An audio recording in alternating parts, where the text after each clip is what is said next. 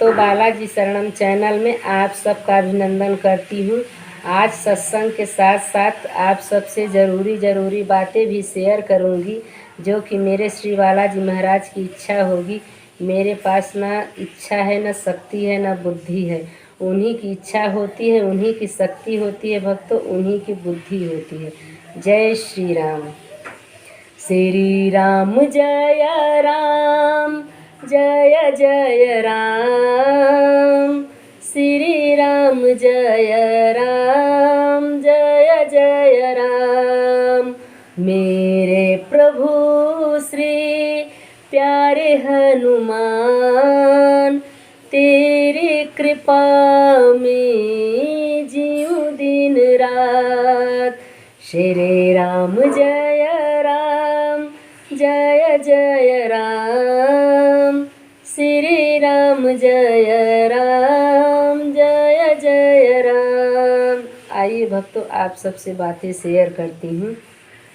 जो भी बातें कहूँगी ये मेरे श्री बालाजी महाराज की इच्छा होगी, क्योंकि मैं भी एक अधम ही हूँ, एक अवगुणी ही हूँ, जो इस संसार में बाबा के बल से जिंदा हूँ, जी रही हूँ। और श्री राम जय राम का सत्संग 24 घंटे अपने बाबा की श्री कृपा के चरणों से करती रहती हूँ। और शायद मेरे बाबा की भी यही इच्छा है कि जो भी मुझसे जुड़ते हैं या जो भी मेरे भजन को, मेरे सत्संग को और मुझे देखते हैं, उनको भी सत्संग करने की आदत हो जाए। ये मेरे बाबा की इच्छा है भक्तों। मेरी इच्छा नहीं है, ना मेरी शक्ति है। ये उन्हीं की इच्छा है, उन्हीं की शक्ति है। मैं कुछ अपने जीवन के बारे में आप सबसे शेयर करते हुए, सत्संग करते हुए आगे बढ़ती हूँ। भक्तों, मेरी भक्ति पहले क्या थी? मेरी भक्ति इतनी थी कि मैं भोलेनाथ को मानती थी, लेकिन इतना प्रेम श्रद्धा पहले नहीं था जो अब आज के समय में है। मैं पहले क्या करती थी? प्रदोष व्रत रहती थी और 1 लोटा जल नहा के भोलेनाथ को चढ़ा देती थी और प्रदोष के दिन उनकी आरती कर लेती थी। बस इतना ही करके अपने काम काज में प्रतिदिन लग जाती थी। काफ़ी साल बीत गया, उसके बाद मेरी तबीयत काफ़ी ख़राब रहने लगी, जिससे कि डॉक्टरों के चक्कर काटते काटते मैं थक गई थी और मैं बहुत परेशान थी। मुझे रोना भी आता था कि हे भगवान, न जाने कैसी मेरी ज़िंदगी है कि परेशानी मेरा पीछा नहीं छोड़ रही है। फिर बहुत रोती रहती थी, परेशान भी रहती थी। हे भोलेनाथ, भोलेनाथ का नाम फिर जपना मैंने ओम नमः शिवाय शुरू किया। काम करते करते ओम नमः शिवाय। ये भी नहीं मालूम था कि औरतों को ओम नमः शिवाय नहीं जपना चाहिए, नमः शिवाय जपना चाहिए। फिर भी भोलेनाथ ने मेरी प्रार्थना स्वीकार की और फिर मैंने सुंदरकांड करना शुरू किया। सुंदरकांड करना शुरू किया तो उसके 2-3 महीने बाद, आप सब तो जानते हो भोलेनाथ के रुद्र अवतारी श्री बालाजी महाराज हैं। शायद भोलेनाथ को करुणा आ गई और उन्हीं के श्री चरणों में मुझे भेज दिया। उन्हीं के चरणों से मेरे जीवन का कल्याण हुआ। मेरी सारी परेशानी जो भी थी श्री बालाजी महाराज को पता है। उन्होंने मेरी सारी परेशानी को अपना कर मुझे इतनी श्रद्धा दी, इतनी शक्ति दी, इतनी भक्ति दी कि हर पल हर क्षण मुझे किसी प्रकार का कोई भी पूजा करने का ज्ञान नहीं था। पहले तो मुझे जो थोड़ी बहुत चौपाइयाँ मालूम थी, उस चौपाइयों को मैंने गाना शुरू किया। फिर मेरा पूजा पाठ कैसे बढ़ गया और कैसे मुझसे इतना प्रेम हो गया श्री बालाजी महाराज को भक्तों, ये मुझे भी नहीं पता है, क्योंकि वो मेरे जीवन का कल्याण करना चाहते थे और मुझे प्रेम भक्ति का एहसास करा के शायद आप सबके बीच लाना चाहते थे कि मैं इतने प्यारे प्यारे भजन बनाती हूँ। ये श्री बालाजी महाराज के चरणों की कृपा है। और मैं कैसे गाती हूँ, कैसे नहीं गाती हूँ, ये तो मुझे भी नहीं पता है, क्योंकि आप सब सुनने वाले हैं, आप सब जानने वाले हैं। मैं तो जो करती हूँ श्री बालाजी महाराज की इच्छा होती है, उनकी कृपा होती है भक्तों। मेरे पास न इतनी ताकत है, न हिम्मत है, क्योंकि मैं तो इतने अवगुणों से भरी हूँ कि जिसकी कोई भी मतलब कोई भी क्या कहूँ, हूँ जिसका कोई भी अंत ना है ना तो शुरुआत है। इतना अवगुण है मेरे अंदर। मैं तो अपने सारे सुख दुख अवगुण अपने श्री बाबा से कहती रहती हूँ, हे नाथ, आप जैसा चाहोगे, जिस राह पे चलोगे उसी राह पे आपके बच्चों का कल्याण होगा। और जब से मानो भक्तों, यकीन मानो, मैंने बाबा के श्री चरणों का सहारा लेके और सत्संग का सहारा लिया है, उस दिन से मेरे जीवन में, मेरे भावनाओं में, मेरी सोच में काफ़ी बदलाव हुई है। अब तो मुझे किसी के बारे में बुरा सोचने में भी डर लगता है, क्योंकि मैं किसी का बुरा सोचूंगी तो मेरा भला कभी नहीं होगा। ये तो श्री बालाजी महाराज सरकार की कृपा है कि मुझे समझ में आ गया है।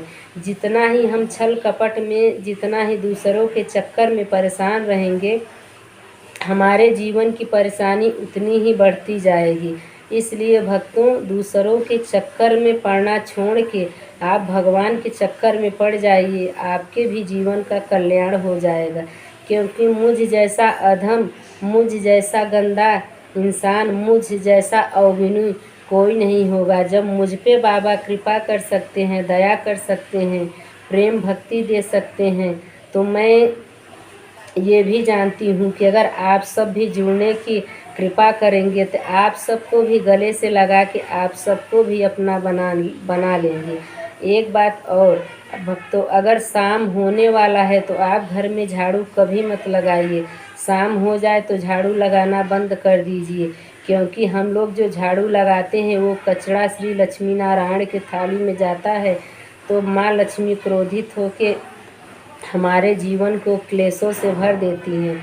इसलिए इस वीडियो को सुनने के बाद अगर आप लोग शाम को झाड़ू करते हैं तो झाड़ू लगाना बंद कर दीजिए। आज तो बहुत सारी सुविधाएं हैं, पोंछा है, वाइपर है, उससे अपना काम चला लिया करिए, जिससे कि आप सबके घर के जीवन की सुख शांति बनी रहे। और ये मिट्टी के शरीर पे कभी अभिमान मत किया करिए, क्योंकि मिट्टी का शरीर है, एक खिलौना है जो भगवान ने हमें दिया है। इसलिए इस खिलौने को भगवान के श्री चरणों में समर्पण करते हुए अपना सुबह अपना शाम उन्हीं के श्री चरणों में समर्पण किया करिए। जितना टाइम दिया है विधाता, जितना टाइम दिया है विधाता, मुस्कुरा के बिताना पड़ेगा। जिंदगी एक किराए का घर है, जिसको छोड़ के जाना पड़ेगा। ये ज़िंदगी एक किराए का घर है जिसको भगवान ने दिया है। एक न एक दिन सबको छोड़ के जाना पड़ेगा, आपको भी जाना पड़ेगा, हमको भी जाना पड़ेगा। इसलिए जब तक आप सबके घट में प्राण है, जब तक मेरे घट में प्राण है, सीताराम जप के अपने सभी पापों को धुल के अच्छाइयों पे चल पड़ो भक्तों, क्योंकि बहुत ज़रूरी है। इस मिट्टी के खिलौने को हम लोग इतना सुख सुविधाएं देते हैं, क्या हमने कभी सोचा है कि इस सूक्ष्म शरीर को ऊपर भगवान के पास जाने के बाद क्या मिलेगा? कुछ नहीं मिलेगा। इसलिए इस मिट्टी के खिलौनों के लिए जितना सुविधा कर रहे हो, उतना ही सुविधा सूक्ष्म शरीर के लिए भी करना ज़रूरी है। दान पुण्य किया करिए और ज़्यादा से ज़्यादा भगवान का नाम लेके सत्संग किया करिए, क्योंकि इस शरीर का, इस जीवन का कोई भी सार नहीं है। सत्संग करके हमारे बुरे कर्मों को दूर किया जा सकता है, क्योंकि जब 24 घंटे, 24 क्षण, 24 पल हम भगवान के सत्संग से जुड़े रहेंगे तो वो कभी भी हमें नज़रअंदाज नहीं करेंगे। अपने श्री चरणों के लायक तो कभी न कभी समझेंगे। इसलिए भक्तों, ये मेरे श्री बालाजी महाराज की इच्छा होगी, मेरी इच्छा नहीं है।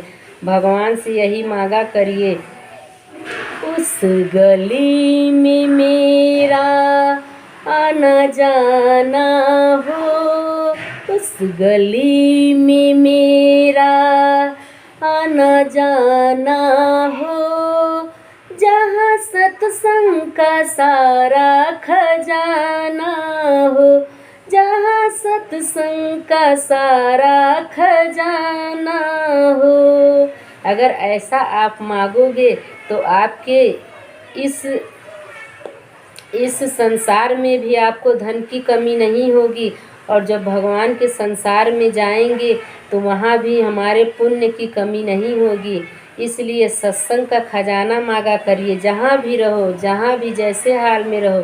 श्री राम, जय राम, सीताराम, राधे श्याम, हरे कृष्णा हरे राम।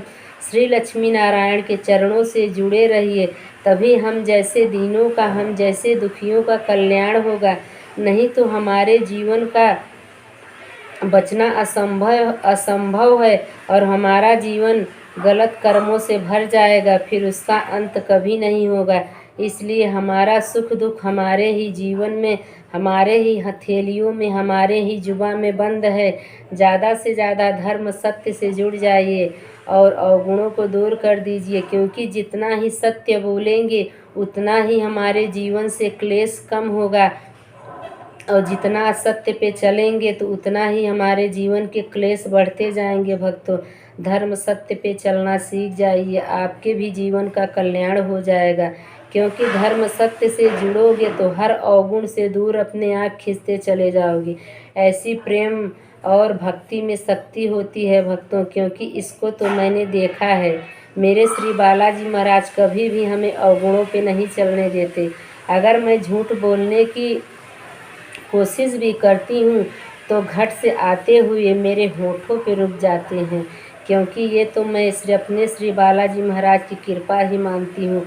मैं झूठ बोलना चाहूँ तो भी मेरे बाबा मेरे मुख से झूठ निकलने नहीं देते, क्योंकि जब वो अपने किसी भक्त को अपने श्री चरणों का सहारा दे देते हैं तो उसे धर्म सत्य का राह दिखाकर चलना सिखा देते हैं, ताकि हमारे जीवन में कष्ट कलेश कम से कम होता जाए और हमारा जीवन धर्म कर्म से जुड़ जाए। जय श्री राम। भक्तों, आज के लिए इतना ही है। मेरे इस वीडियो पे गौर करिएगा और सोचिएगा और इसको अपने